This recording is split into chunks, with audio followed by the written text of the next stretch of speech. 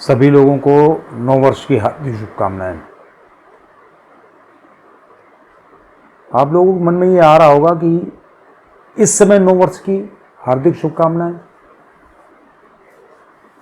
ऐसा क्या है आज?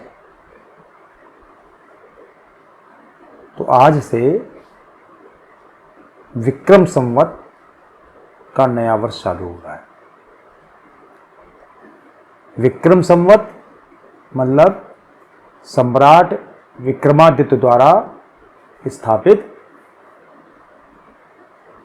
नव वर्ष। सम्राट विक्रमादित्य ने शकों पर विजय पाई थी और उसके बाद उन्होंने नव वर्ष की स्थापना की थी। और ये सारी घटना ईसा पूर्व 57 ईस्वी सन से ईस्वी सन से 57 वर्ष पहले हुई थी।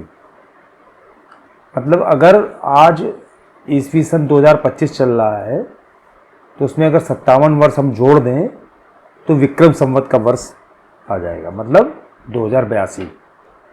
आज से विक्रम संवत 2082 का प्रारंभ हो रहा है।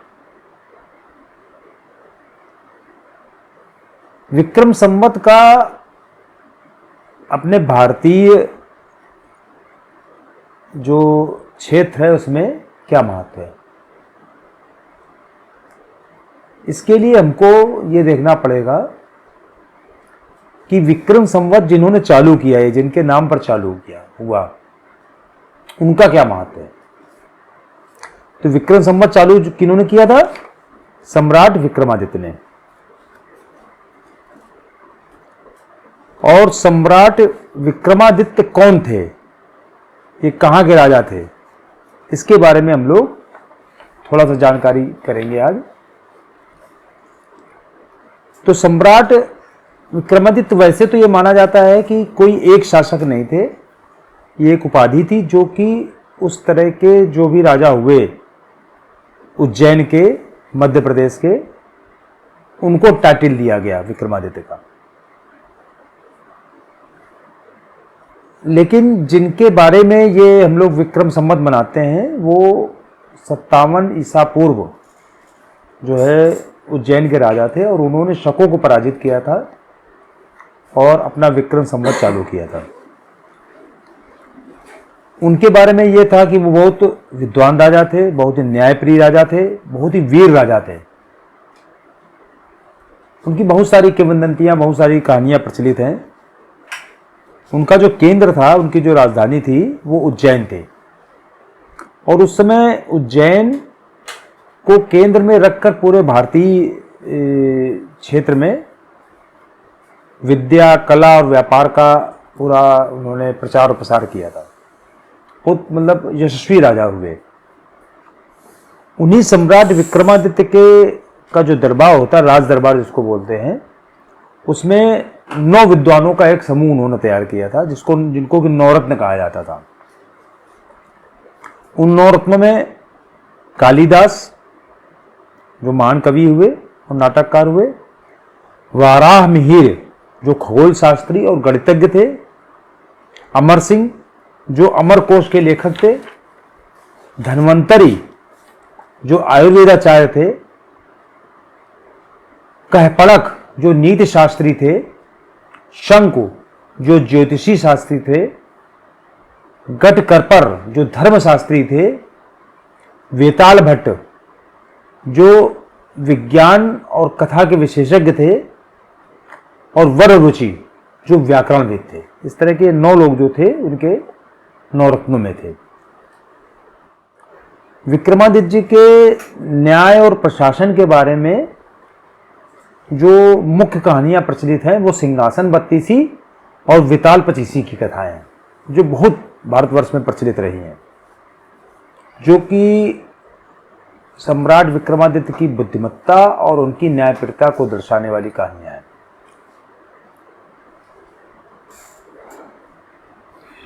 विक्रमादित्य जो है, जैसा कि हमने पहले शुरुआत में कहा कि एक पदवी थी। तो बाद में भी कुछ राजाओं को विक्रमादित्य की उपाधि दी गई। जो बाद में वो राजा हुए गुप्त साम्राज्य के राजा हुए, उनको भी जो चंद्रगुप्त द्वितीय थे गुप्त साम्राज्य के, उनको भी विक्रमादित्य की उपाधि दी गई थी। लेकिन जो अपने यहाँ जो प्रचलन है, जो मान्यता है, वो उज्जैन के राजा जो थे विक्रमादित्य, उन्हीं के बारे में सब लोगों को मानता है कि वही विक्रमादित्य थे। विक्रम संवत जो विक्रमादित्य के उससे था, पूरे भारतीय क्षेत्र में था। और आप ये देखिए कि जो नेपाल का आधिकारिक संवत है वो विक्रम संवत है। भारत में कांग्रेस ने जो कुकर्म किए, उसमें से एक कुकर्म ये भी किया कि विक्रम संवत की जगह उन्होंने शक संवत को जो है राजकीय कैलेंडर के रूप में मान्यता दी। जबकि शकों को हराकर विक्रमादित्य जी ने विक्रम संवत की स्थापना की थी। और पूरा भारतीय मानस जो है, भारत का जो सामान्य मानस है, वो विक्रम संवत को मान्यता प्रदान करता है। जबकि कांग्रेस सरकार ने शक संवत को बनाया। मतलब यहां पर भी एक न एक उनको हर जगह एक ऐसे विषय डाल देना है जिससे कि भारत की जो व्यवस्था है उसको कहीं ना कहीं से तोड़ना, कहीं ना कहीं से उसको मतलब भ्रष्ट करना, मतलब संप्रभुता को भ्रष्ट करने की जो स्थिति होती है, मतलब हर चीज को खराब करने वाली स्थिति, वो कांग्रेस ने की यहां पर भी। उसके पीछे वो कुछ भी अपने तर्क देते रहे, लेकिन मतलब तर्क मतलब कहीं से कोई माने नहीं रखते। तो हमने आपको बताया कि विक्रमादित्य इतने मतलब प्रतापी राजा थे कि जिनके नाम पर हम लोग जो है विक्रम संवत मनाते हैं, और उसको पूरे भारतीय क्षेत्र में 9 वर्ष के रूप में मनाया जाता है। 57 वर्ष उसमें जोड़ने अगर हम ईस्वी सन में, तो अपना विक्रम संवत आ जाता है। लेकिन इस भारतीय क्षेत्र में और भी 9 वर्ष मनाए जाते हैं जो लोकल एरिया के हैं। लेकिन वो सारे के सारे 9 वर्ष, मजे की बात क्या है कि सारे के सारे 9 वर्ष इसी विक्रम संवत के आसपास मनाए जाते हैं। मतलब उससे 15 दिन पहले या 15 दिन बाद, इससे ज्यादा का अंतर नहीं होगा, बस है ना, 15-20 दिन आगे पीछे ही मनाए जाते हैं। जैसे एक है जिसको, जैसे हमने बताया आपको, शक संवत वाला जो सरकार ने मान्यता दी, वो 21 मार्च को मनाया जाता है आमतौर पर। तमिल का 9 वर्ष जिसको पुठांडु कहते हैं, वो 14 अप्रैल को मनाया जाता है। बंगालियों का जो 9 वर्ष होता है, पोइला बैशाख, वो 14 या 15 अप्रैल के आसपास मनाया जाता है। पंजाबियों का जो 9 वर्ष होता है, जिसको बैसाखी कहते हैं, वो भी 13 या 14 अप्रैल के आसपास मनाया जाता है। मलयालम का जो 9 वर्ष है, विहू, वो भी जो है 14 अप्रैल के आसपास ही मनाया जाता है। मतलब ये सब वही पीरियड वही है, मार्च अप्रैल, लगभग उसी पीरियड में सब आएंगे। उड़ीसा का 9 वर्ष जिसको कहते हैं विषु संक्रांति कहते हैं, महाविषु संक्रांति, वो भी 14 अप्रैल के आसपास मनाई जाती है। कश्मीरी 9 वर्ष जिसको नवरेह कहते हैं, वो भी जो है चैत्र शुक्ल प्रतिपदा को ही मनाई जाती है विक्रम संवत के हिसाब से। जो हम लोग विक्रम संवत चैत्र शुक्ल प्रतिपदा को मनाते हैं 9 वर्ष, वो उसी समय वो भी मनाया जाता है, नवरेह ही मनाया जाता है। असमिया जो 9 वर्ष होता है, बिहू या बोहाग बिहू, वो भी 13 और 14 अप्रैल के आसपास ही आ जाता है। गुजराती 9 वर्ष, ये जरूर थोड़ा सा बिल्कुल अलग है। हमें ध्यान आता है कि जो ये लगभग दीपावली के अगले दिन मनाया जाता है जहाँ तक, और हमें लगता है कि जो हम लोग दीपावली में जो उसका बही पूजन का कार्यक्रम जो करते हैं, वो इसीलिए करते हैं क्योंकि गुजरात में जो है 9 वर्ष मनाया जाता है वो दीपावली के अगले दिन, परेवा के दिन। और व्यापार से संबंधित बहुत सारी चीजें जो हैं गुजरात से कंट्रोल हुई है। मतलब गुजरात शुरुआत से ही व्यापार में और उद्योग में बहुत उन्नत रहा है, तो व्यापार से संबंधित सारी चीजें वहां से कंट्रोल हुई हैं, वहां से सब जगह प्रभावित हुई हैं। तो सबसे ज्यादा हमने आपको बताया कि ये सारे, लेकिन सारे 9 वर्ष लगभग वही उसी समय चैत्र शुक्ल प्रतिपदा के आसपास ही सब मनाए जाते हैं।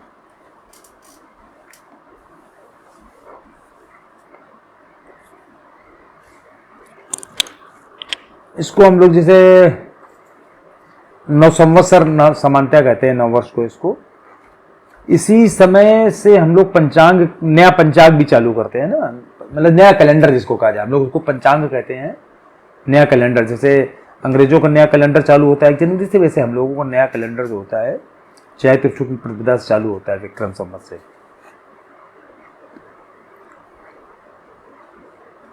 और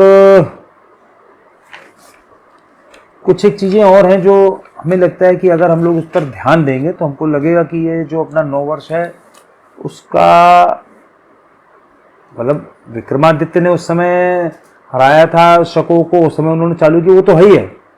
लेकिन वैसे भी अगर प्राकृतिक दृष्टि देखें तो ये जो पीरियड होता है, ये पीरियड बिल्कुल प्रकृति में बिल्कुल परिवर्तन का रूप लेके आता है।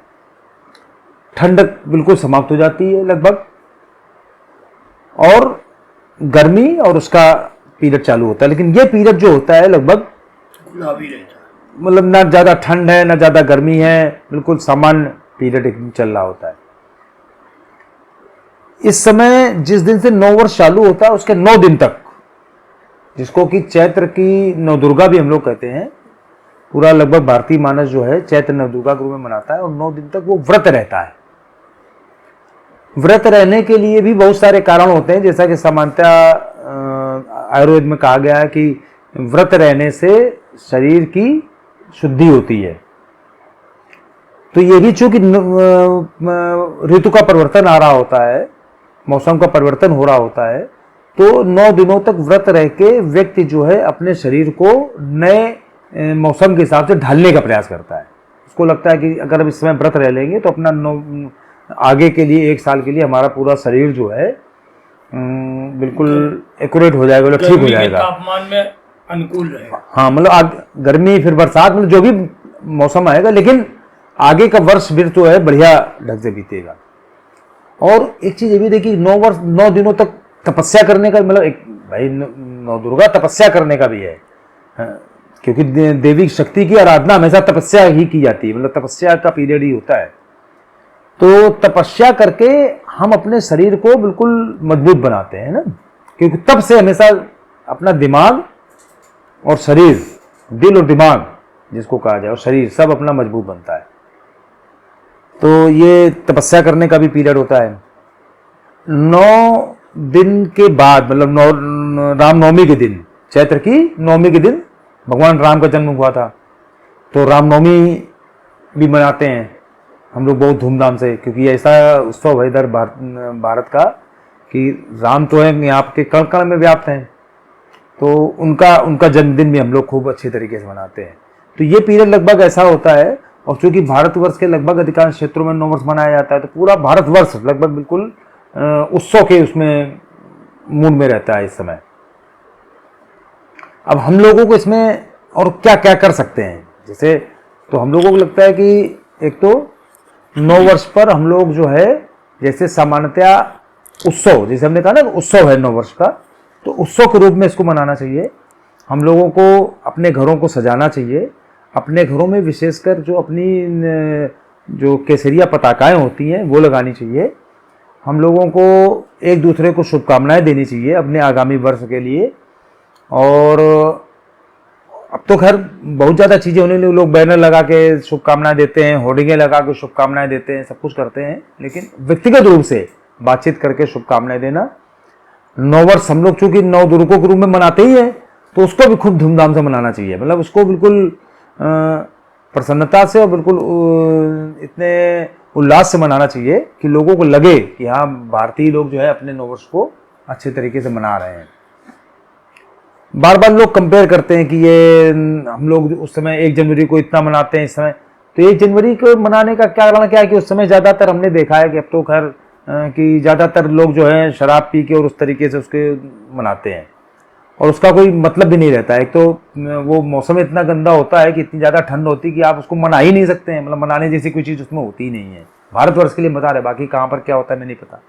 भारतवर्ष के अधिकांश क्षेत्र में उसमें बहुत ठंड पड़ रही होती है, तो आपके मनाने ना मनाने कोई फर्क नहीं पड़ता। दूसरी बात, उसमें अपने जैसी कोई चीज़ नहीं होती है भाई। जब हम कोई चीज़ अपना मानेंगे तभी तो हमारी अपनी होगी। इस 9 वर्ष को हम लोग अपना मानते हैं तो उसको हमें मनाना चाहिए। बहुत से लोग उसको हिंदू 9 वर्ष कहते हैं, भारतीय 9 वर्ष कहते हैं, तो हमें लगता है कि ये कहने की आवश्यकता इसलिए नहीं है क्योंकि जब हम हिंदू हैं और हमारा नववर्ष है तो उसको हिंदू नववर्ष कहने की जरूरत नहीं है, हमारा नववर्ष है, नववर्ष कह रहे हैं।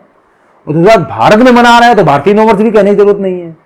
भारत का नववर्ष है तो भारत का ही भारतीय नववर्ष ही हुआ, तो अलग से हम भारतीय नववर्ष कहें या हिंदू नववर्ष कहें, ये शब्द हमको थोड़ा सा तरह खटकते हैं। तो इन शब्दों का प्रयोग करने से हम लोगों को बचना चाहिए, हम लोगों को नववर्ष ही कहना चाहिए, नववर्ष की हार्दिक शुभकामनाएं या नववर्ष मंगलमय हो, इस तरह के ही शब्दों का प्रयोग करना चाहिए। भारतीय नववर्ष मंगलमय, जब भारत में मना रहे तो भारतीय नववर्ष हुआ, हमको ये इंग्लैंड में थोड़ी मना रहे। इंग्लैंड का कोई आदमी कहे, वहां पर रह रहा हो कोई भारतीय कहे भैया भारतीय नववर्ष मंगलमय हो, तो बात दूसरी है। हम भारत में अगर एक दूसरे को कहें भारतीय नववर्ष, तो ये कहने का कोई औचित्य नहीं है। और हिंदू लोग आपस में अगर एक दूसरे को कहें कि हिंदू नववर्ष, तो ये भी औचित्य नहीं है। भाई हिंदुओं के बीच में हिंदू की पहचान हिंदू थोड़ी ना होगी, वो तो नववर्ष है हिंदुओं का, इसलिए हम लोग एक दूसरे को नववर्ष की शुभकामनाएं दें।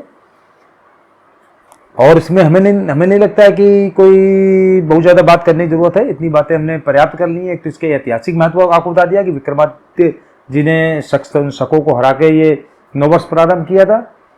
और हमें लगता है कि ये ब्रह्मा जी जो इसके और भी जो कारण है कि ब्रह्मा जी ने इसी दिन से सृष्टि की रचना प्रारंभ की थी, और अपने सारे युगों की, मतलब जिसको युगाब्द कहते हैं, जिसको कि युग कहते हैं, जैसे कलयुग, सतयुग, त्रेता, द्वापर, कलयुग, इनकी भी जो गणना होती है, चतुर्युगों की गणना जो होती है, वो भी इसी समय से होती है, इसी विक्रम संवत और चैत्र शुक्ल प्रतिपदा से होती है।